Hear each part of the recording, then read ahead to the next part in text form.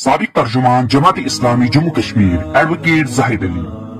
1990 में हुकूमत हिंद ने जमात इस्लामी जम्मू और कश्मीर पर पाबंदी आयद करते ही उसके कायदीन और सैकड़ों कारकुनों को पाबंदी सरासर कर दिया और जमात का दावती प्रोग्राम बहुत ज्यादा मुतासिर हुआ और इस तरह जमात की सरगर्मियां अमलन बंद हो गई।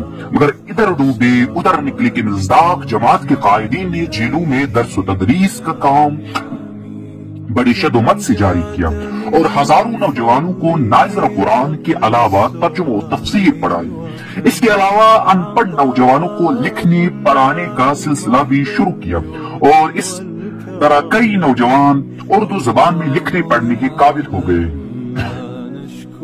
दुनिया इंसानियत इस वक्त बदतरीन इस्तिदादी कुव्वतों के हाथों झगड़ी हुई है और आम इंसान अलल मखसूस उम्मत मुस्लिमा से वाबस्ता करोड़ों लोग बदतरीन इस्तेहसाल और जुल्म सितम का शिकार है और ये बुनियादी इंसानी हुकूक से भी महरूम करके रखा गया है। उम्मत मुस्लिमा से वो तबका जो अहया इस्लाम की कोशिश में लगा हुआ है सबसे ज्यादा जुल्म जोर का इस शिकार है। हालांकि ये तबका सिर्फ अपने बुनियादी इंसानी हक का इस्तेमाल करते हुए इस्लामी उसूलों और ज़ाब्तों के मुताबिक अपनी जिंदगी का असर नौ तश्कील का ख्वाह है। इस्लाम तमाम कमजोर और पिछड़े हुए तबकों के हुकूक की वाहिद जमानत है जिसमें इंसानी मसावत और आजादी की सरमदी उसूल मौजूद है। इसलिए दुनिया की इस्तेसाली और आमराना कुव्वतों को अहले इस्लाम की इन कोशिशों से सख्त खौफ है और किसी भी सूरत में इंसानी मसावत और आजादी के अलमबरदार इस ज़ाब्ते हयात के पनपने की रवादार नहीं है। इन जाबिर कुव्वतों ने मुसलमान ममालिक की अक्सरियत पर अपने पुट्ठू और आलाकार मुसलत किए हैं जिनके जरिए वो मुस्लिम अवाम पर बदतरीन मजालिम का सिलसिला जारी रखे हुए। अरब दुनिया में चंद इस्तेहसाली खानदानों का राज कायम है जो इन इस्लाम दुश्मन कुव्वतों के इशारों पर काम कर रहे हैं। दुनियाई अजम में भी अक्सरियती ममालिक पर उन्हीं इस्लामी दुश्मन कुव्वतों के एजेंट बड़ी मक्कारी से मुसलत की गई है और मुस्लिम अवाम को मुख्तलिफ तबकात में बांट कर रखा गया है। उन्हें तबकाती जंग बुजदाल में उलझा कर रखा गया है और हर तरफ इंतशारी कैफियत फैली हुई है। इसी इंतशारी कैफियत ने मुस्लिम उम्मत को अपने अहम मसाइल को हल कराने की खातिर जरूरी अहम आहंगी से महरूम करके रख दिया और इन मसाइल पर यकसुई के साथ सोचने की भी उम्मत के पास कोई वक्त नहीं है। मुसलमानों के अंदर तबकाती और मसलकी इख्तिलाफात को हवा देने की खातिर नापुख्ता जहन वाइजों की एक बड़ी फौज तैयार करके रखी गई है जो मुसलमानों के दरमियान कुरानी उसूलों के मुताबिक इत्तेहाद और इत्तिफाक कायम करने के बजाय उन्हें एक दूसरे के साथ ही उलझाने में जुटी हुई है। कई शिया सुन्नी फसादात है, कई हनफी शाफी तनाजात है, कई सलफी खलफी के झगड़े हैं और उन्हीं इख्तिलाफात को कुफ्र इस्लाम की जंग बनाकर रखा गया है और हकीकी कुफ्र यानी गैर इस्लामी अकायद और आमाल उम्मत मुस्लिमा के अंदर दराए है। मुसलमानों की अक्सरियत गैर इस्लामी तहजीब तमद्दुन, निजाम अदल, कानून और रसूम और रिवाज के दिलदादा है। हालांकि इनके पास इंसानियत के आला तरीन उसूल और बेहतरीन निजाम हयात मौजूद है मगर अपने आप से बेखबर वो दुनिया भर की गुमराहियों के पैरोकार बन गए हैं। मुसलमानों की इस्लाम से अदम दिलचस्पी के बायस ही इन पर गैर इस्लामी इस्तिबदादी कुव्वतों ने फिक्री और अमली महाज पर गलबा हासिल किया है और जहां कहीं भी मुसलमान अपने हुकूक की वह गुजारी की आवाज बुलंद करते हैं उन पर दुनिया के अमन को तबाह करने, दहशत फैलाने और इंतहा पसंदी को फरोग देने जैसे बेबुनियाद इल्जामात देकर उनकी मबनी बरहक आवाज को बुलंद होने से काबल ही दबा दिया जाता है। अगर मुसलमानों को नजरियाती बुनियादों पर मुतहिद होने की फिक्र होती तो शायद दुनिया में उनको इस बदअमनी और फसाद का सामना नहीं करना पड़ता जिसमें ये फिल वक्त मुब्तला है। दुनिया के दो अहम तरीन मकामात जहां मुसलमानों की अक्सरियत रहती है उनको इस्तिबदादी कुव्वतों ने अपने आलाकारों की मदद से अपने कब्जे में लाकर उनके बाशिंदों को बुनियादी इंसानी हुकूक से महरूम करके रख दिया है और इनको मबनी बरहक आवाज को हर قسم کی ہتھکڑے استعمال میں لا کر دبانے کا سلسلہ جاری ہے۔ ان ہتھکڑوں میں سب سے بدتر حربہ بے بنیاد الزامات لگا کر نظر بند کرنا ہے۔ فلسطین اور کشمیر دونوں مقامات پر قابض قوتوں نے مظلوم عوام کو اپنی جائز حقوق کی خاطر آواز بلند کرنے سے روکنے کی خاطر جیلوں اور تعذیب خانوں کے دروازے کھول دیے ہیں اور ایسے سیاہ قوانین وضع کیے ہیں جن کے لیے انسانی تہذیب و تمدن اور جمہوری اصولوں میں کوئی جگہ نہیں ہے، اور انہی انسانیت کش قوانین کا سہارا لے کر معتوب عوام کو ان کے بنیادی حقوق سے بھی محروم کر کے رکھا ہے۔ جیلوں اور قید خانوں کے اندر ان مظلوم نظر بندوں کو ان سہولیات سے بھی محروم کیا جاتا ہے جو بدترین مجرموں کو بھی حاصل رہتی ہے۔ دوران حراست تشدد ڈھانے کے ایسے طریقے اپنائے جاتے ہیں کہ درندے بھی جن کو دیکھ کر لرز جاتے ہیں۔ کشمیر میں یوں تو 1947 سے پہلے ڈوگرا راج میں بھی جیلوں کے اندر غیر انسانی سلوک روا رکھا جاتا تھا، لیکن 1947 کے بعد نام نہاد جمہوری دور میں اس میں اضافہ ہی ہوتا گیا اور سیاسی نظر بندوں کے ساتھ ایسا بدترین سلوک روا رکھنے کا سلسلہ شروع ہو گیا جس کا یہاں کی عوام نے کبھی تصور بھی نہیں کیا تھا۔ جمہوریت کی آڑ میں یہاں بدترین آمریت قائم کی گئی اور حق کی جمہوریت کی آڑ میں یہاں بدترین آمریت قائم کی گئی اور حق خود ارادیت کے مطالبے سے روکنے کی خاطر لوگوں پر ایسے بدترین مظالم ڈھائے گئے کہ جن کو سن کر ہی انسان کے رونگڑے کھڑا ہو جاتے ہیں۔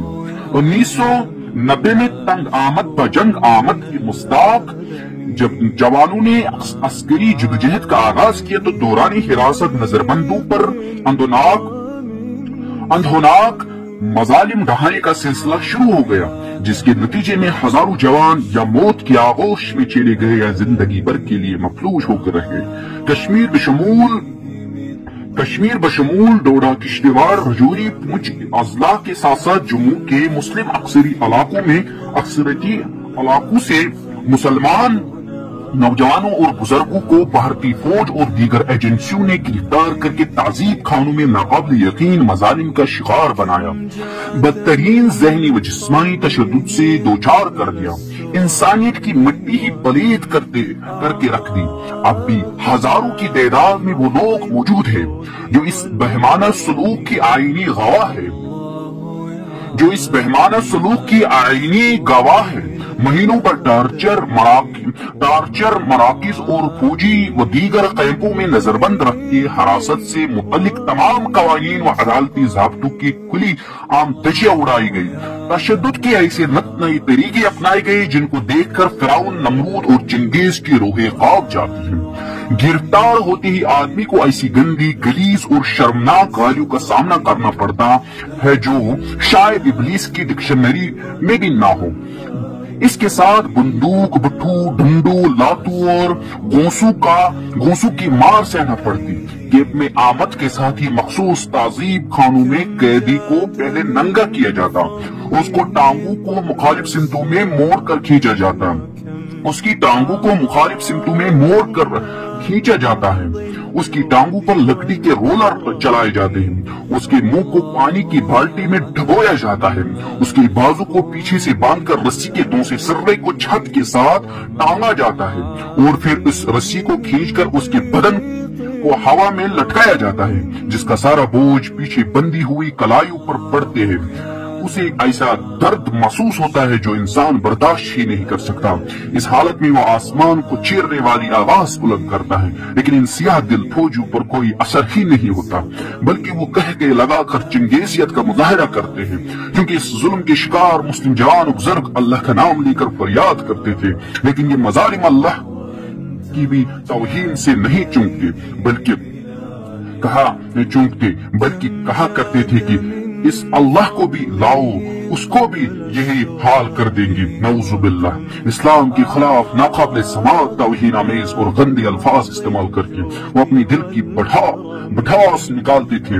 اس کے علاوہ وہ برقی کرنٹ کے ذریعے تشدد کا اس کے علاوہ وہ الیکٹرک کرنٹ کے ذریعے تشدد کا طریقہ بھی استعمال کرتے تھے اور اسی تشدد کے دوران قیدی سے اپنی حسب منشا اقبالی بیانات پر دستک لے کر چارج شیٹ بناتے تھے۔ جو افراد ان کے فرضی اقبالی بیانات پر دستک کرنے سے انکار کرتے ان پر قیامت خیز مظالم ڈھانے کا سلسلہ شروع ہو جاتا۔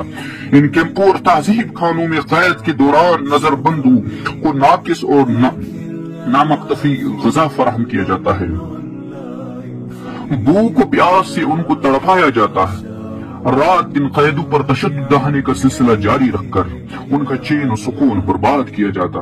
ان حربوں سے وہ نظر بندوں کو ذہنی تناؤ کا شکار بنانا چاہتے تھے تاکہ کشمیر ذہنی مریضوں کی ایک بستی میں تبدیل ہو جاتا، لیکن اللہ تعالیٰ کی غیبی تائید سے ان کے تمام حرب ناکام و نامراد ہے اور کشمیری مسلمان زندہ اور تابندہ ہے۔ کیونکہ میں کئی بار ان زندان خانوں میں تعذیب و تشدد کے مراکز کا راہی رہا ہوں، میں ان میں انسانی وقار و شرافت کو شرمندہ کرنے والی ان حرکتوں کا عینی گواہ ہوں جن کا ارتکاب ان ظالموں کی ہاتھوں ہو رہا ہے۔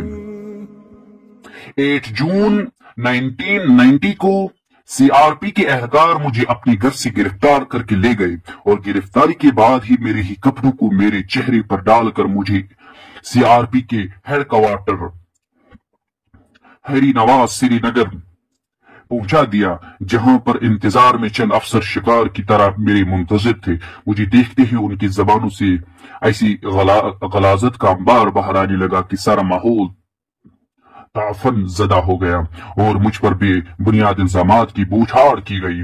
اللہ کے سہارے جب میں نے ان تمام الزامات کو ٹھکرا دیا تو انہوں نے تشدد کا حربہ آزمایا اور ڈنڈوں سے میرے طلبوں کو اتنا مارا کہ وہ پھول گئے، اور ایسے وار کے بعد وہ مجھے پاؤں پر تیز تیز چلنے پر مجبور کرتے تھے۔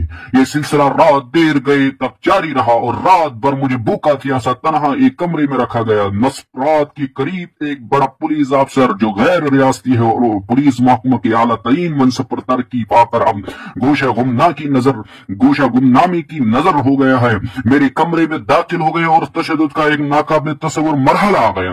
جسم پر ایک انٹرویئر کے بغیر تمام کپڑے اتار دیے گئے اور میرے ہاتھوں کو ایک رسی سے پیچھے باندھ کر رسی کے دوسرے سرے کو چھت میں لگے ایک ہک سے گزار کر رسی کو اور کھینچا گیا اور میرا جسم ہوا میں لٹکنے لگا اور سارا بوجھ بندی ہوئی کلائیوں پر جو ہی پڑا تو ایک ناقابل برداشت درد محسوس ہونے لگا۔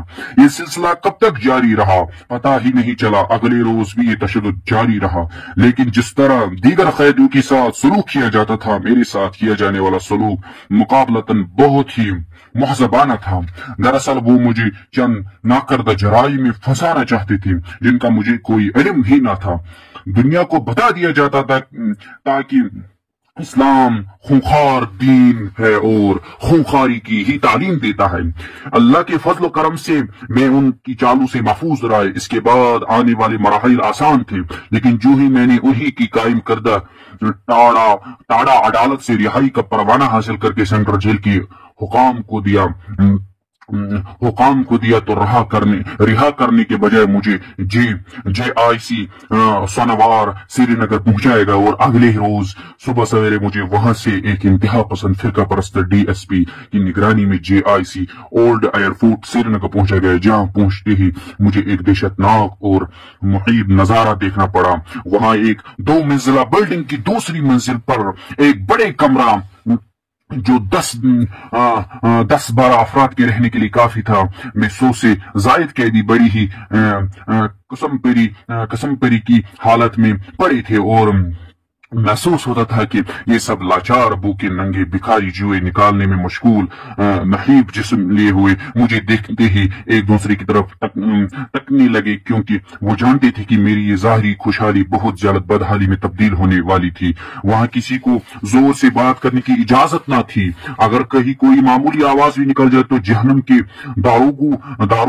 داروگو کی طرح وہاں رکھوالی کرنے والے پولیس اہلکار ہاتھوں میں موٹی موٹی بجلی تاروں کا کوڑا لے کر اندر داخل ہو جاتے اور اپنی پوری قوت ان نحیب جسموں پر کوڑے برسا کر ان کو لہو لہاں کر دیتے۔ مجھے کہاں بخشنے والے تھے، معمول کی اس مار کا مجھے بھی آئے روز سامنا کرنا پڑتا تھا۔ کھانا کیا دیتے تھے؟ ایک تھالی میں 100-150 گرام پانی جیسا نرم چاول جس کے ساتھ دال کا پانی ملایا جاتا، جو دال کی چند दानों पर मुश्तमिल नमकीन पानी होता था।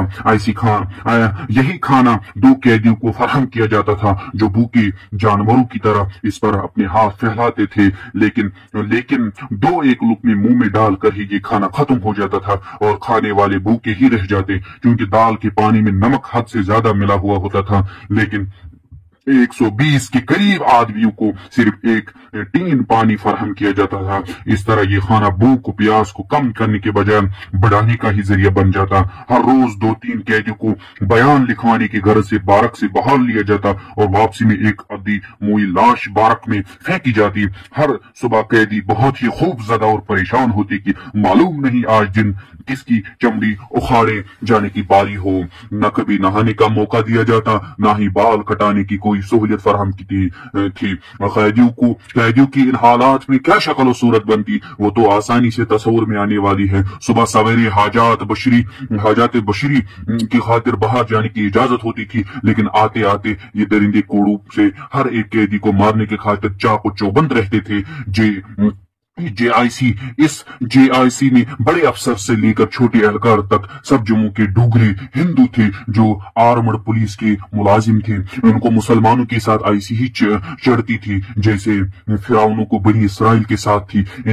इनकी शकावत का अंदाजा करना ज्यादा मुश्किल नहीं है। मुझे वहां इसी हालत में 4 महीने 10 रोज रखा गया और इस दौरान न मैंने कभी नहाया, न बाल काटे, न ही नाखून। मेरी शक्ल शबाहत का इन हालात में अंदाजा किया जा सकता है। मुझे 2 महीने मुसलसल एक काल कोठरी में रखा गया जहां न दिन की रोशनी आती थी, न ही रात की रोशनी के लिए कोई मोमबत्ती फराहम की जाती। अलबत्ता खाने के वक्त मोमबत्ती जलाने की इजाजत थी। हाँ, हाथ धोने के लिए पानी नहीं दिया जाता। अलबत्ता पीने के लिए थोड़ा सा पानी फराहम तो होता, उसी में से चंद कतरे 1-2 उंगलियों पर तर करने के लिए इस्तेमाल किए जाते ताकि इन उंगलियों पर जोए मारने की वजह से लगे खून के निशानात मिट जाते। जो की वहां इतनी बहुतात थी कि वो कैदियों की चमड़ी में घुसी हुई होती और खींचकर बाहर निकाल कर मारनी पड़ती थी। वहां चमड़े को एक ऐसी इन्फेक्शन हो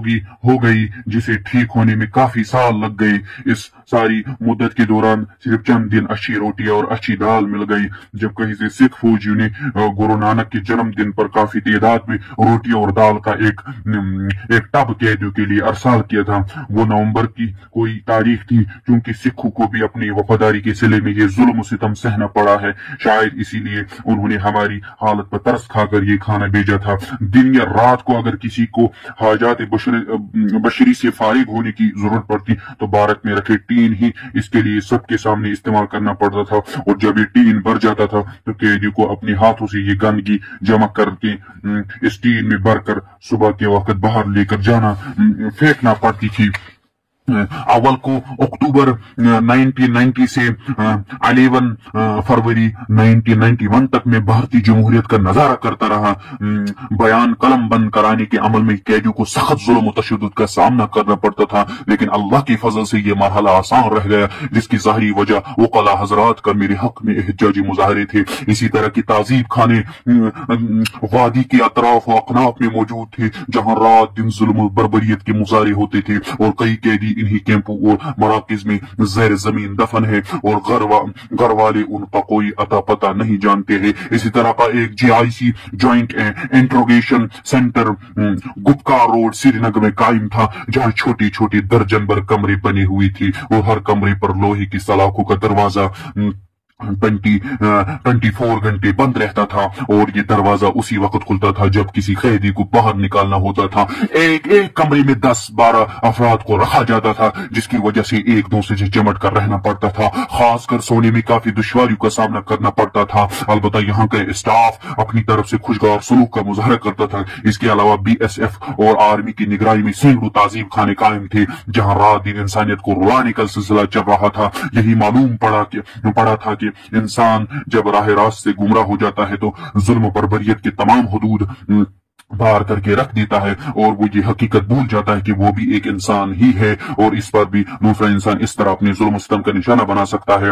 1991 में जब कैदियों की एक ग्रुप को श्रीनगर से जम्मू मुंतकिल कराने की खातिर मुख्तलिफ ताजीबी मराकज से गाड़ियों में लाद दिया गया तो उनकी आंखों पर मजबूत पट्टियां बांधी गई और इनके हाथ पीछे से बांधे गए और ओल्ड एयरपोर्ट पर उनकी बेड़ियों की तरह गाड़ियों से उतारा गया और धक्के देकर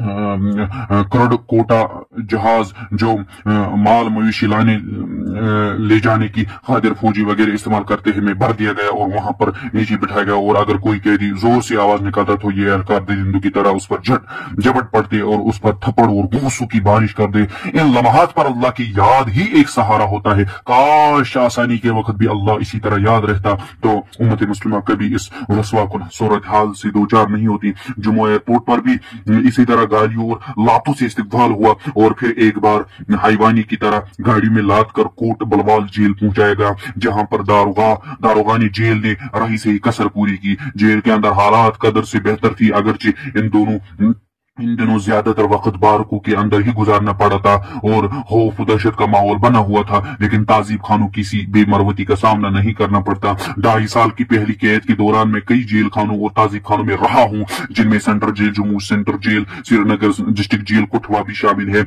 1995 में मुझे मोहतरम मुंशी अली मोहम्मद साहब समेत दोबारा जम्मू से पुलिस टास्क फोर्स ने बिलावजह गिरफ्तार करके पहले गांधीनगर थाने में 2 रोज तक बंद रखा। थाने में रात भर हमें आंखों पर पट्टियां बांधकर खड़ा रखा गया और अगले रोज बदनाम जमाना इंट्रोगेशन सेंटर JIC तलोता लाभ मुंतकिल किया गया और वहां पहुंचते ही वहां तैनात एहलकारों ने अपनी दरिंदगी का खूब मुजाहरा करते हुए हमारे साथ इंसानियत सलूक किया और फिर तनहा कोठरियों में हथकड़ियां बांध कर रखा और 10-15 दिन यहाँ रखने के बाद हमें श्रीनगर की इस ताजीब खाने में मुंतकिल किया गया, जहाँ कैदियों पर हो रहे मजालिम की सियाह दास्तान भारतीय हुक्मरानों की सफाकी का एक न मिटने वाला सबूत दुनिया की तारीख में सबूत है। वहां रात दिन कैदियों की चीखें और आफगान की दिलाने वाली आवाजें से कान फटे जा रहे थे और हर मामले में कैदियों के साथ इंतहाई घिनौना सलूक किया जाता था। वहां ये सारा सियाह कारनामे मुकामी पुलिस के हाथों अंजाम दिया जाता रहा, जिसमें ज्यादातर एहलकार रजौरी और पूंछ इजला से ताल्लुक रखते थे। कमांड तो गैर मुस्लिम अफसरों के हाथ में होती थी। जब भी कोई एहलकार दरवाजे पर आता तो कैदियों को खड़ा होकर उसकी अव्वल कौवल की तायीर करनी पड़ती। गालियां देना और अव्वल फूल बकना उनका मामूल था, लेकिन उनके बावजूद कई एहलकार हमदर्दी का इजहार भी करते थे और हत्तल इम्कान सहूलियत बहम पहुंचाने की भी कोशिश करते, जो अल्लाह की तरफ से एक खास फजल था। इंट्रोगेशन के नाम पर इस सेंटर में एक बड़ा हॉल कैदियों पर जिस्मानी तशद्दुद करने की खातिर मुख्तसर रखा गया था, जहां दौरान शब सब शितम की फजा गर्म रहती थी और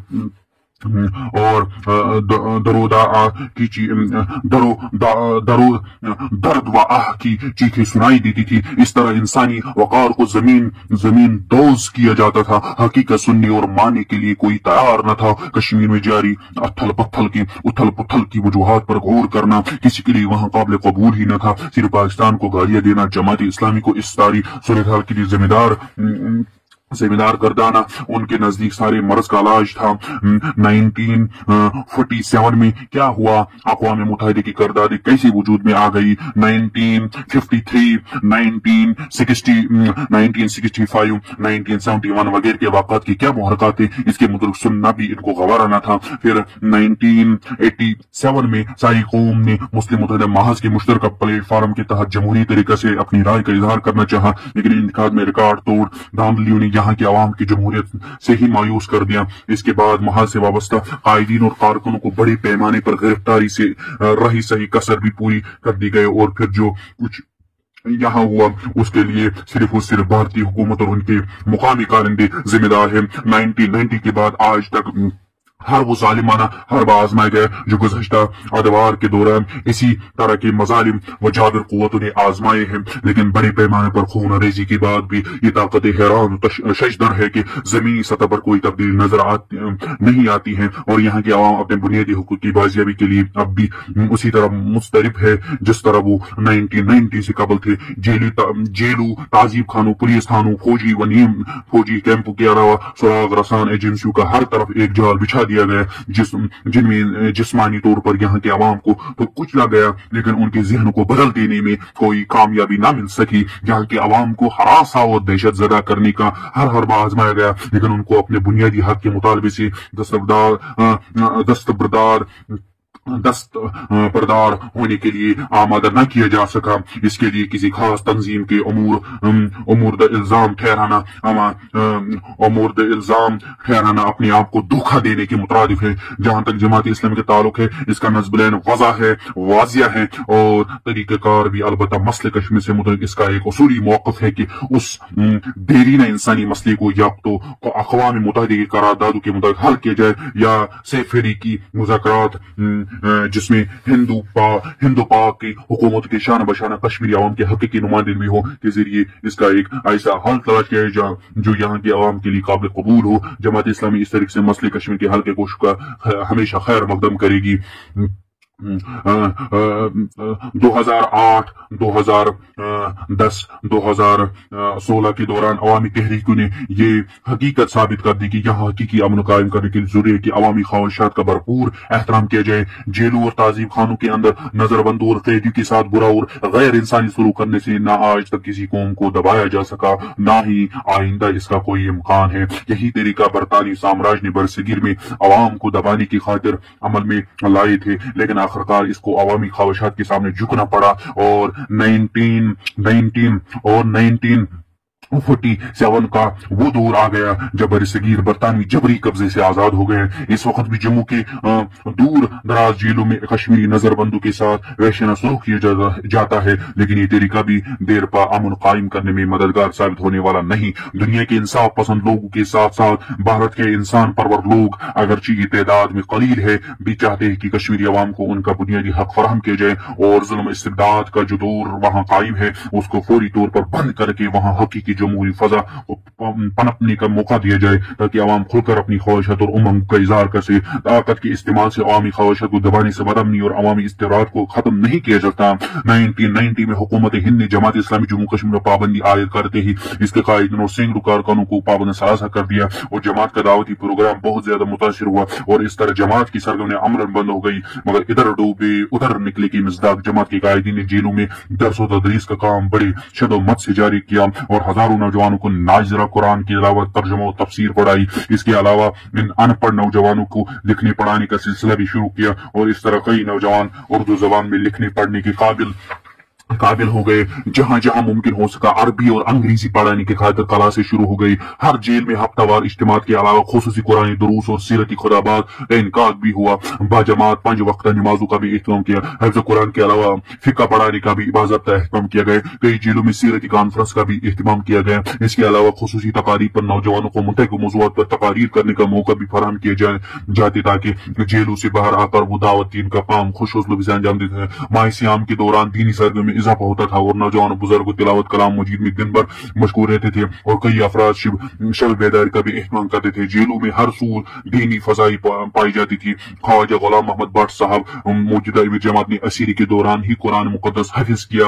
आप मोहतरम भी वाराणसी जेल के अलावा मुख्तलिफ ताजिब खानों में साल तक नजरबंद रहे। सेंट्रल जेल में क़याम के दौरान साबिक जमात मोहम्मद अब्दुल्ला वानी साहब ने सैकड़ों नौजवानों को कुरान नाज़िर के अलावा हदीस ख़वानी की तरबियत की नीज अरबी ग्रामर पढ़ाने की खातिर खुसूसी क्लास का एहतमाम भी किया करते थे। JIC सोनावार में मोहतरम मलिक गुलाम मोहम्मद शाह डूरू ने सैकड़ों नौजवानों को कुरान पढ़ाना सिखाया और इनके अंदर दायाना जज्बा पैदा कराने की खातिर बारी मुख्तलिफ क्लासों का एहतमाम भी करते थे। 1990 में सेंट्रल जेल में नजरबंदी के दौरान मैंने आम जराइम में मुलव्वस होने के इल्जामात में कैद कई नौजवानों को दीनी तालीम के साथ साथ उर्दू और अंग्रेजी के लिखना पढ़ना भी सिखाया और मुझे याद है कि टंगमर्ग इलाके के एक नौजवान बिल्कुल अनपढ़ था, खुद अपने हाथ से अपने घर खत लिखने के काबिल हो गया। इसी तरह एक देवबंदी फाजिल नौजवान ने अंग्रेजी सिखाने के ओज मुझे अरबी ग्रामर से मुतल्लिक बुनियादी बातों से वाकिफ कराया, लेकिन पढ़ाने और दर्स व तदरीस का यह सिलसिला سلسلہ نہ صرف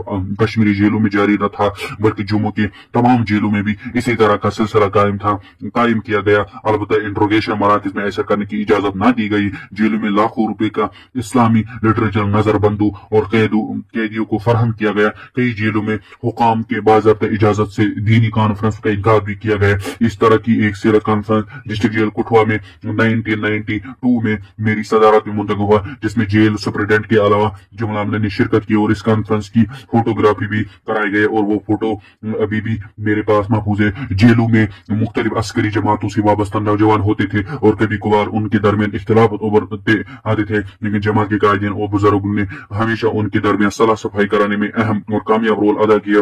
1994 میں ادھمپور جیل میں موجود قائم جماعت محترم غلام قدر لون صاحب بھی دیگر جماعتی زعما کے ساتھ نظر بند تھے, اور ہم نے وہاں نظر بندوں کی تربیت کی خاطر ایک منظم پروگرام ترتیب دیا تھا, اور محترم قائم جماعت نے اس سلسلے میں مرکزی رول ادا کیا.